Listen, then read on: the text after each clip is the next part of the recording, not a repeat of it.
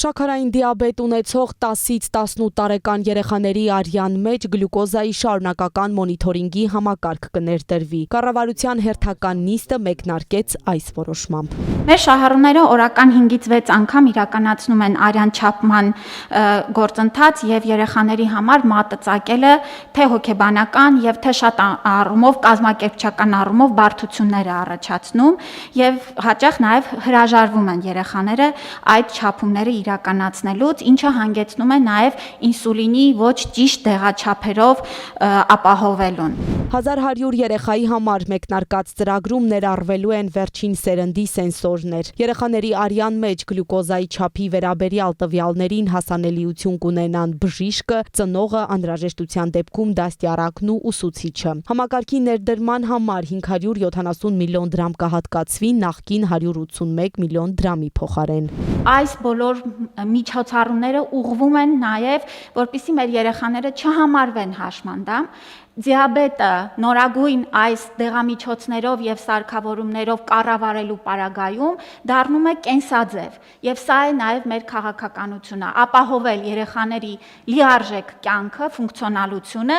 եւ հրաժարվել նախկինում հաշմանդամացման տրամաբանությունից։ Գործադիրի մեկ այլ որոշմամբ կառավարությունը 2.9 միլիարդ դրամ հատկացրեց Հայաստանի տարբեր հատվածներում ճանապարհների միջին նորոգման աշխատանքների համար։ Կվերակառուցվի նաև Կասկադ համալիրի անավարտ հատվածը։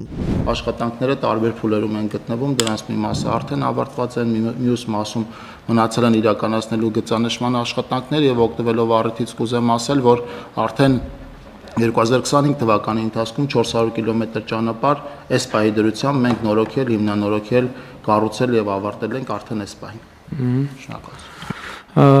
Այսինքն այս տարի 500 կիլոմետրը կարողանում ենք իրատեսորեն հասցնել։ Ամբողջովին, պարոն վարչապետ, նախատեսվածից ավելի շուտ կիրականացնենք, մենք պլանավորում ենք, որ նոյեմբեր ամսին արդեն կավարտենք աշխատանքները, փաստացի 100 կիլոմետր է մնացել, որից մոտավորապես 40 կիլոմետրի ներքին շերտն ամբողջությամբ պատրաստ է, դեկտեմբերին ասֆալտ չենք անի։ Գործադիրի նիստում քննարկվեց նաև գյուղմթերքի արտահանման ծավալների հարցը։ Այն նախորդ տարվա նույն ժամանակահատվածի համեմատ աճել է 13.8%-ով։ Ծիրանի դեպքում 25.5% աճ, սալորի դեպքում 61.1% աճ, դեղցի դեպքում 87.1% աճ, կեռասի դեպքում 123% աճ, տանձի դեպքում 245% աճ։ Ես այս թվի վրա ուզում եմ հատուկ ուշադրություն, տանձի արտահանման թիվը, լոլիկի դեպքում 12% աճ, պղպեղի դեպքում 62% աճ, կաղամբի դեպքում 843% աճ, սմբուկի դեպքում 72% աճ։